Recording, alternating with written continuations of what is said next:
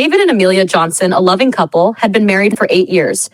Their relationship had always been solid, built on a foundation of trust, love, and mutual respect.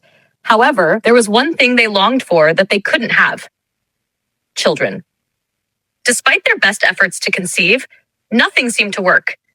Natural methods had failed, and surrogacy didn't bring the results they hoped for. As time passed, Amelia became more and more disheartened. Seeing her pain, David, desperate for answers, approached their close family friends, Richard and Grace Cole. The two families had known each other for years, sharing childhood memories and a deep friendship. One evening, David suggested something bold. "Amelia, what if we asked Richard for help?" he said, struggling to find another solution. "He's our closest friend. I'm sure he would understand." After much discussion and reluctance, they came up with a plan. Richard would help Amelia conceive.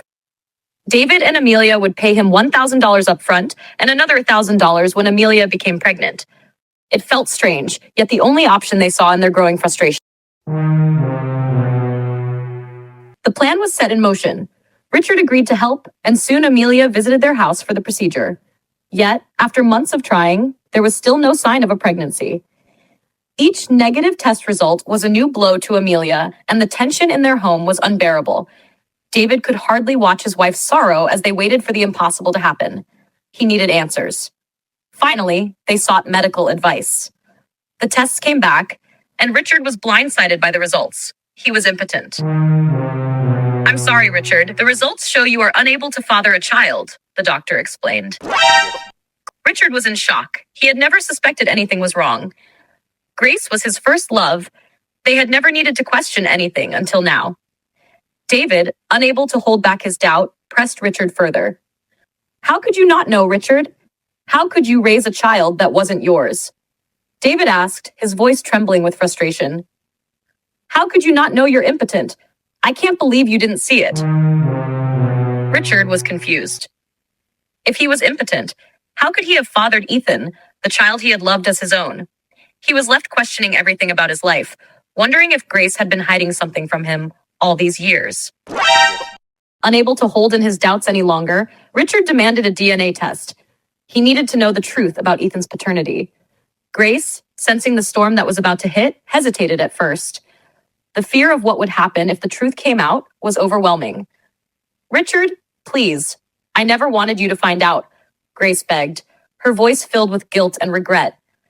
"You've been such a good father to Ethan. Please don't do this."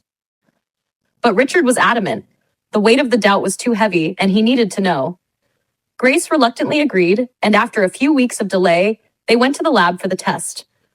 The results came back, and the truth was a brutal blow. Ethan was not Richard's son. Grace had been having an affair with Samuel Blake. Samuel was Ethan's biological father. The truth crushed Richard. All those years, he had raised another man's child, and his entire world felt like it was collapsing around him. Grace, the woman he had trusted with everything, had kept this secret from him for years. In his overwhelming grief and anger, Richard could no longer stand the thought of Samuel's presence in their lives. He was furious, feeling betrayed not only by Grace, but also by Samuel, the man who had taken everything from him. That night, Richard went to confront Samuel. The confrontation was inevitable. He had to face the man who had ruined his life.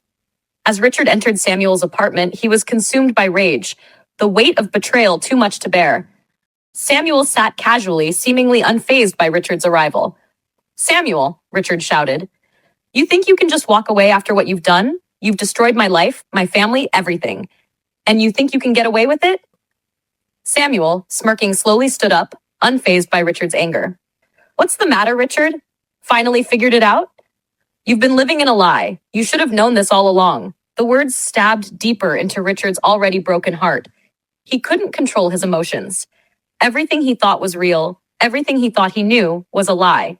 "You ruined everything. You took my son, my life." Richard's voice cracked with despair. In the heat of the moment, Richard reached into his jacket pocket, feeling the cold metal of a handgun he had picked up earlier in a haze of fury. His hand trembled, but the anger overpowered his hesitation. "You don't get to walk away from this," Richard said through clenched teeth. "I won't let you." Samuel, smirking even more, taunted him. Do it, Richard. Prove you're not the weak man I know you are. And in a heartbeat, Richard pulled the trigger. The shot echoed through the room as Samuel collapsed, blood pooling beneath him. Richard stood there, numb, staring down at the man who had destroyed everything. His mind was blank. The anger had consumed him, and now he couldn't take it back. Grace arrived moments later, horrified by the sight. She could barely comprehend what had happened. She stood frozen in the doorway, staring at the lifeless body of Samuel. Her world was now broken, just like Richard's. Richard, what have you done? Grace whispered, her voice shaking with shock and fear. Richard, trembling, looked at her with empty eyes. The reality of what he had just done sank in. He had taken a life, and for what? For a lie? For revenge? It didn't matter now. Everything had changed. Grace rushed to Richard, but he couldn't look at her. The love they once had felt like a distant memory now. I didn't know what else to do, Richard muttered, his voice breaking.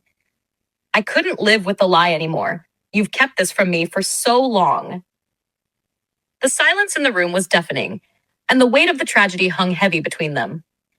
Their lives, once full of promise, had been destroyed in an instant. And as the police arrived, the consequences of Richard's actions began to unfold, irrevocably altering the course of their lives forever.